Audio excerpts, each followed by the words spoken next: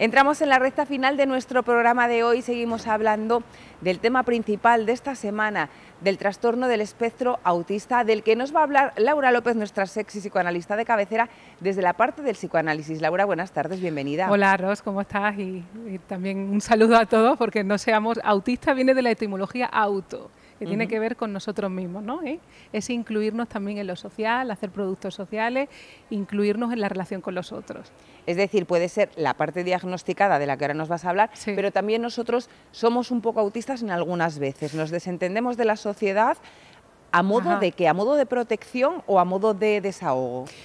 A mí me parece interesante eso que planteas, porque claro, el autismo, para que nos centremos un poco, estudiemos un poco ese trastorno, ¿no?, que ha sido diagnosticado incluso desde 2013, está el trastorno de espectro autista, ¿no?, en los manuales psiquiátricos, ¿no?, de diagnósticos diferenciales. Lo que vemos ahora como TEA en muchos sitios. Claro, ahí se incluye el Asperger y trastornos disfuncionales, pero todos tienen que ver, fíjate qué curioso, con el desarrollo del ser humano, con el desarrollo del niño a ser un ser civilizado.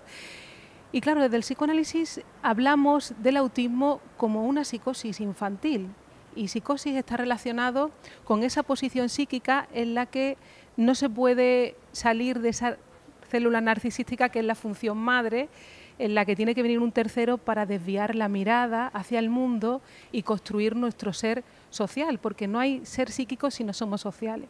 Y vemos que muchas veces las características del autismo tienen que ver incluso porque hay graduaciones más graves o menos graves, ¿no?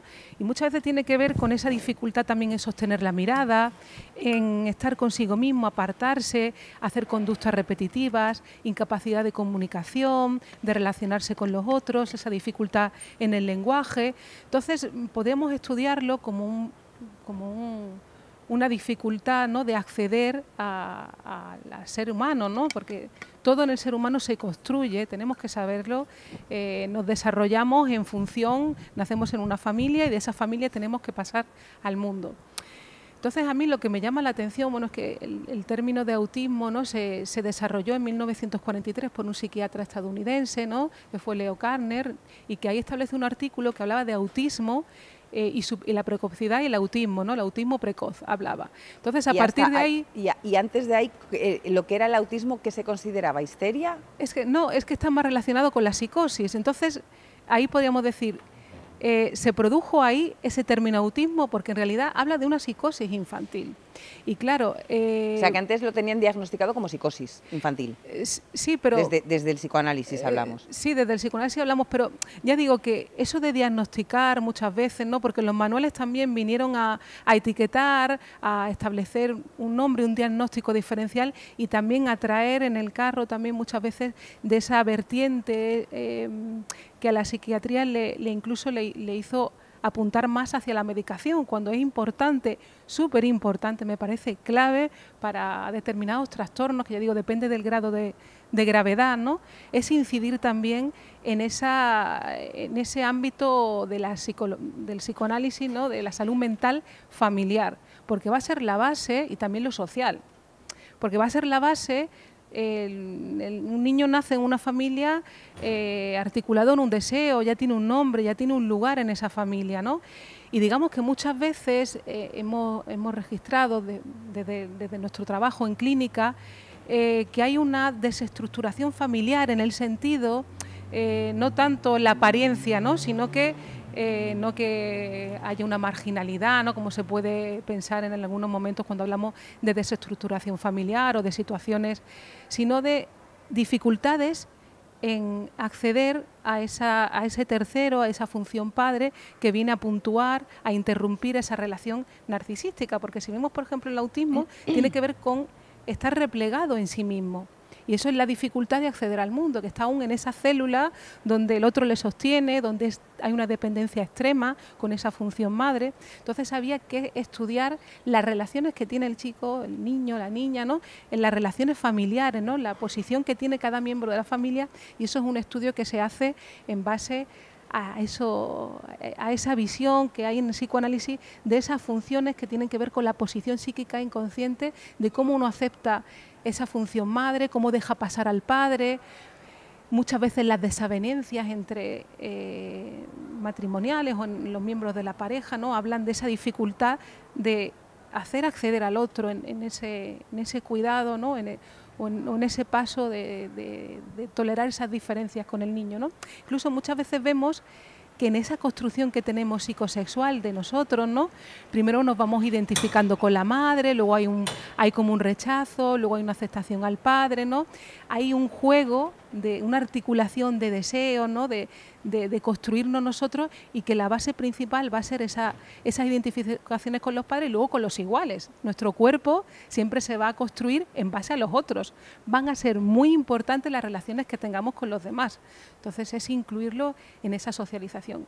Insisto que las relaciones deben ser estudiadas en base a esa relación familiar y también extensible a otros lugares, ¿no? Y también reseñar, Rosana, porque también parece importante que en la Organización Mundial de la Salud hablan de que 1 de cada 160 niños son diagnosticados de autismo. Entonces, a mí me llama muchísimo la atención.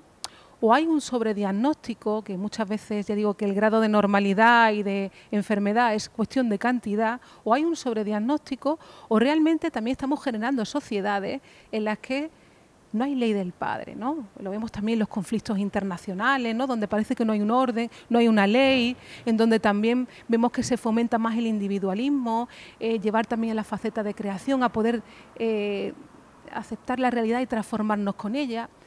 Y vemos que hay una dificultad también a nivel mundial. Habría que estudiar también esa parte social, ¿no? Entonces, los profesionales debemos aunarnos para estudiar este fenómeno, que ya digo que muchas veces incluso podemos hablar que puede estar sobrediagnosticado, porque todo el mundo quiere que le digan lo que le pasa, lo que tiene. Y a veces podemos caer en etiquetar situaciones en las que hemos demostrado aquí antes incluso de la entrevista, ¿no? Que nos hemos reído un poco, como muchas veces nos podemos llegar a apartar nosotros mismos de la realidad, de la situación en la que estamos, porque hay algo que no podemos tolerar y nos refugiamos en nosotros mismos, ¿no? Entonces, es acercarnos un poco a ese polo de normalidad dentro de la gravedad del trastorno del espectro autista, ¿no? Que ya digo que tiene que ver con la psicosis infantil, ¿no? La psicosis. Pero, Laura, entonces, ¿el autismo es una cosa que se desarrolla con el paso del tiempo o se nace? ¿Es genético o es de la sociedad?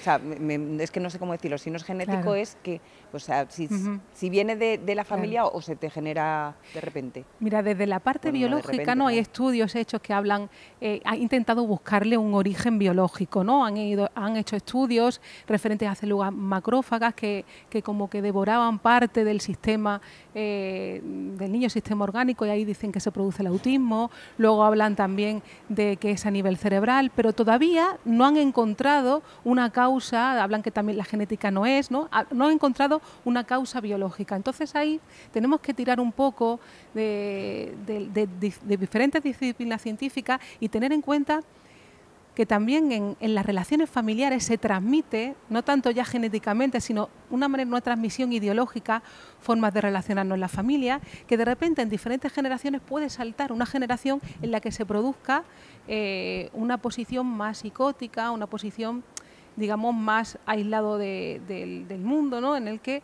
habla de posiciones que se transmiten en la familia, en la ideología, también de la sociedad, en la que de repente salta una situación, un trastorno psíquico, y que habla de esa transmisión también que se han efectuado a lo largo de diferentes generaciones, ¿no? En psicoanálisis sabemos que incluso el loco, entre comillas, si me permiten decir esa palabra, ¿no? Los trastornos disfuncionales del desarrollo tienen que ver con que esa persona, ¿no? esa figura de esa familia está hablando de situaciones en el entramado que las personas desconocen. Ojo, que no es para que culpemos a nadie, sino que hay un desconocimiento, ¿no? Y en el núcleo familiar también se sufre mucho. Hay situaciones en las que no se entienden, no se pueden leer, no se puede hacer una lectura, sino desde una disciplina científica hablan de algún elemento disfuncional que es necesario, sobre todo la detención precoz, porque claro, hay en determinadas edades, ¿no? Desde pequeñitos vemos que pueden haber dificultades en el desarrollo, y es principal detectarlo para acceder a tratar a la familia y a ese niño, ¿no? A proporcionarle esa función que parece que hay una dificultad en ese desarrollo. Pero que la detección precoz es muy importante. Antes de hablar de la detección precoz, de cómo podemos darnos cuenta de que ahí está pasando algo, te voy a hacer una pregunta que me estaba rondando por la cabeza. Vamos a poner que como no sabemos el origen biológico, que se va desarrollando, ¿no? Que es una cosa que se desarrolla con el paso del tiempo.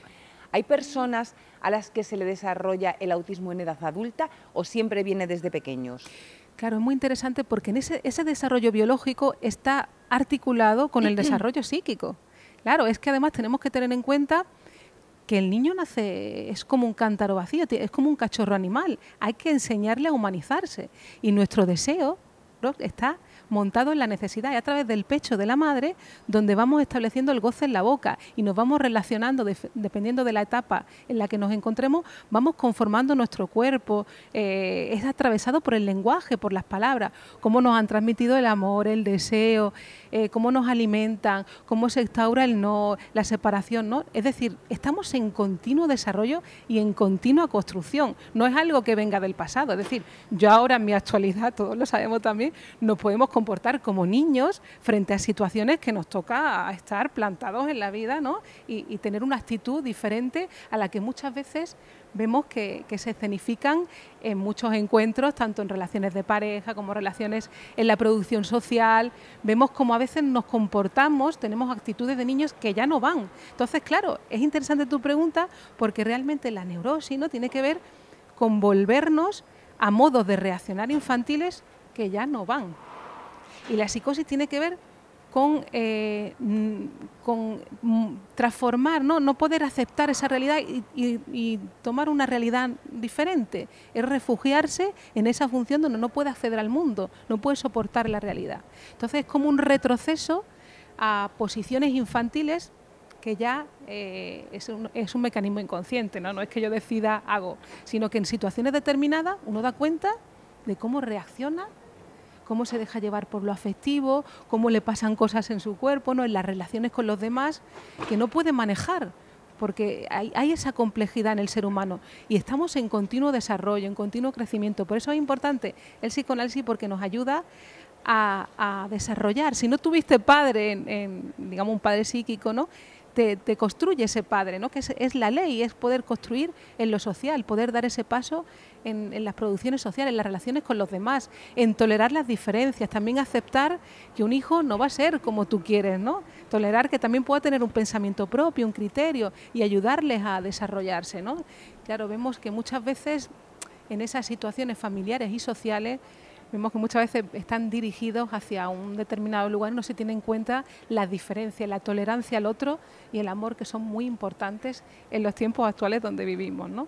Laura, ahora sí me voy a la pregunta o a tu respuesta anterior de cómo podemos detectar precozmente que algo está pasando. ¿Qué tenemos que tener en cuenta o qué señales nos están advirtiendo de que puede ser que esa persona tenga trastorno del espectro autista? Bueno, yo diría, yo empezaría diciendo que tener hijos o ser padres, ¿no? Porque hay una diferencia entre tener hijos y ser padres, ¿no? Sí, totalmente, vaya. Totalmente, porque conlleva, pues... una cosa es la biológica y punto, claro, y otra es la de tener hijos. Y otra es ser padre, que es un aprendizaje que señalamos que es importante prepararse para esas funciones, ¿no? Porque a veces uno viene con ideas de su familia o la forma de relacionarse, de amar, hacer lo que pueden, ¿no? Porque cada uno hace lo que puede y viene de donde viene, pero lo importante también es establecer esa salud mental, psíquica en la familia, que no tiene nada que ver con que uno tenga algún trastorno, ¿no?, sino que simplemente es poder educar en las mejores condiciones, y para eso se requiere una salud mental adecuada. Entonces, partiendo de ahí, ya desde la gestación de ese bebé, ya ahí cada uno tiene su frase o la posición que tiene frente a esa situación donde van a hacer un bebé en la familia, donde va a ser importante incluir a esa función padre. A veces una madre puede estar demasiado enamorada de su hijo, no dejar pasar al padre. Es la que permite que esa ley vaya a pasar, es la que le da la voz a esa función padre, ¿no?, la que pone ese límite entre el niño y ella. Entonces, para detectar el trastorno del espectro autista, hay una serie de baremos, de detenciones precoces, ¿no?, y que hablan que, por ejemplo, los niños con determinada edad vemos que no desarrollan el lenguaje repetitivo, están muy ensimismados en sí mismos, no hay ese contacto visual, ¿no? Y claro, eso la mirada, lo invocante, ¿no? Es también lo que te hace acceder al mundo. Y es como si estuviera taponado, ¿no? Como si estuviera todo eso opaco, como si aún estuviera ensimismado en sí mismo, ¿no? Entonces, es importante detectarlo precozmente porque va a permitir establecer unas pautas y un adecuado, digamos, tratamiento familiar y para ese niño que necesita unos cuidados más especiales para avanzar en su desarrollo, porque tenemos que tener en cuenta que lo importante es que va a haber un desarrollo psíquico, social en ese niño, que hay que ayudarle, ¿no? Entonces, hay determinados baremos que te van a indicar pues esa detección precoz, ¿no? Y también lo vemos cuando entran en la guardería, cuando están en relación con otros niños, cuando hay una dificultad en esas relaciones, bueno, podemos estudiar un poco esa relación familiar. Entonces, yo aconsejaría que acudieran y que ante la duda mejor consultar, porque cuando uno tiene dudas hacia eso ya es porque algo ha visto, cuando algo pasa y que no es nada malo consultar, sino al contrario, indica un grado de madurez, de querer mejorar y que situaciones se puedan abordar a tiempo. Muy importante cuidar la salud mental. Laura, muchísimas gracias por acompañarnos como cada martes. Palabras para vivir los lunes a las 10:30 después de nuestro magazine. Recuérdale a la gente cómo se puede poner en contacto contigo. Sí, pues se pueden poner en contacto conmigo llamándome al teléfono 610 86 53 55 o visitando mi página web, que es www.lauralopezgarcia.com. Pues Laura, muchísimas gracias por dejarnos un poquito más claro este tema, que todos escuchamos muchísimo, pero al final no sabemos cuál es el origen de este trastorno. Nos vemos el martes que viene. Claro, por supuesto. Muy bien.